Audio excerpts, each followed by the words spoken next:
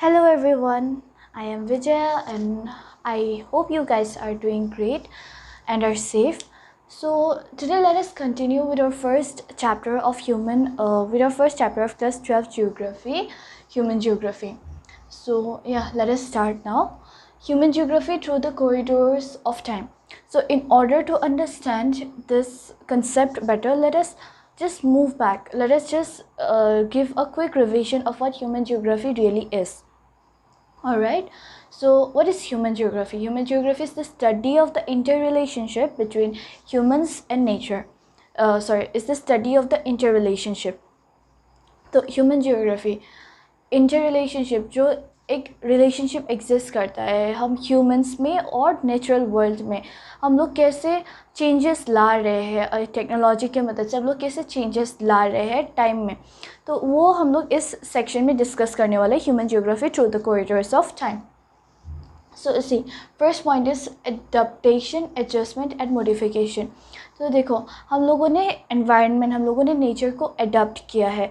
अभी जैसे early man, हाँ, वो लोग का लाइफस्टाइल कैसा था, वो लोग एनिमल्स हंट करते थे, वो लोग प्लांट्स, वो लोग ट्रीज से फ्रूट्स वगैरह कलेक्ट करते थे, हंटिंग करते थे, गैदरिंग प्रैक्टिस करते थे.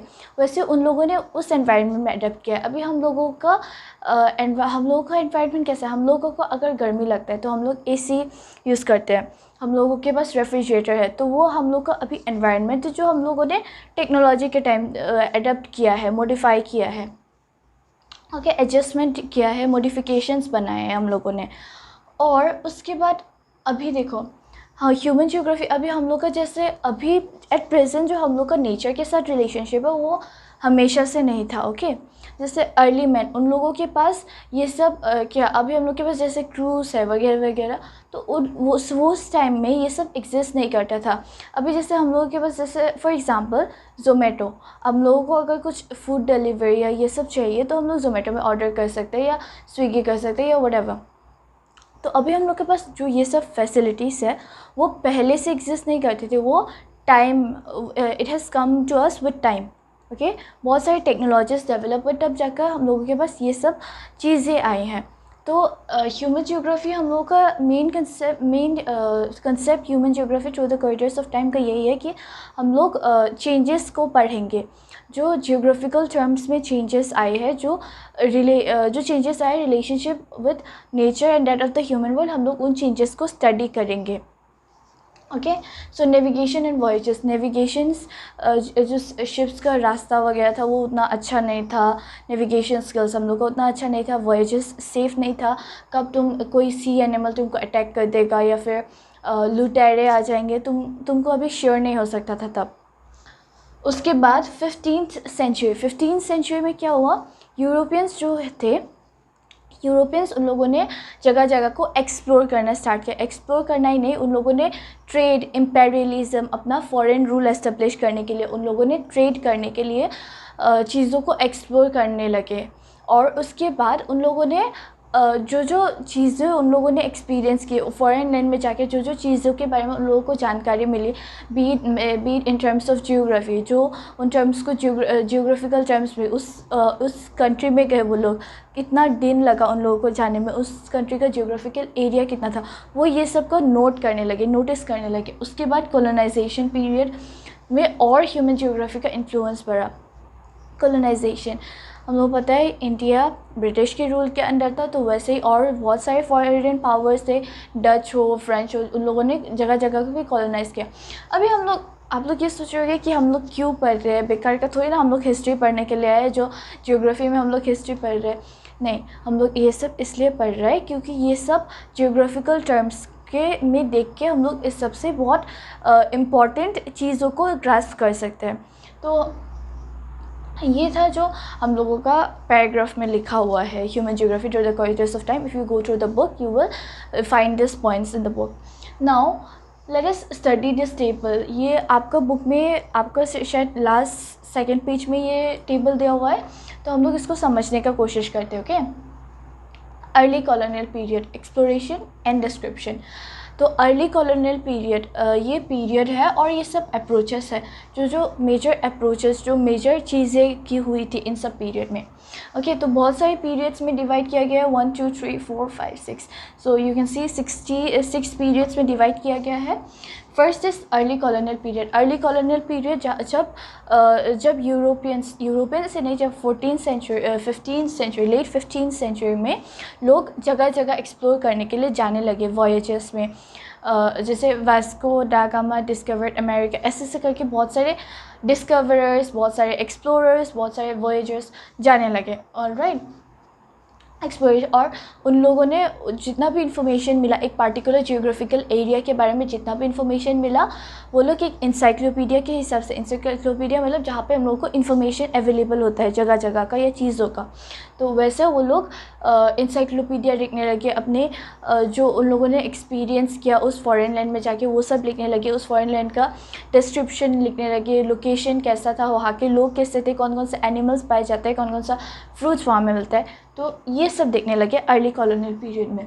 उसके बाद लेटर कॉलोनियल पीरियड में स्टार्ट हुआ regional analysis. Regional approach, systematic approach हम लोगों ने पहले पढ़ा था, आप लोगों का अगर याद नहीं है तो मैं फिर से एक्सप्लेन कर देती हूँ। रीजनल एनालिसिस मतलब क्या होता है, एक पार्टिकुलर रीजन होता है, उस पार्टिकुलर रीजन का सब एस्पेक्ट्स को स्टडी किया जाता है, beat plans, beat houses, beat the number of people living there, तो इन सब एस्पेक्ट्स को स्टडी किया जाता है रीजनल एनालिसिस में। सब चीज़ों को, एक पार्टिकुलर रीजन का सब चीज़ों को, वहाँ का हॉस्पिटलिटी कैसा है, वहाँ का एजुकेशन कैसा है, वहाँ के लोग कैसे हैं, वहाँ पे कितना प्लान्स है, वहाँ पे कितना फॉरेस्टेड एरिया है, ये सब स्टडी किया जाता है रीजनल एनालिसिस में। तो ये स्टार्ट हुआ लेटर कॉलोनियल पीरियड में। उसके बाद 1930s through the interwar period. Okay, तो ये इस टाइम का जब वर्ल्ड वार 2 होने लगा था, वर्ल्ड वार्स चल रहे थे इस टाइम में।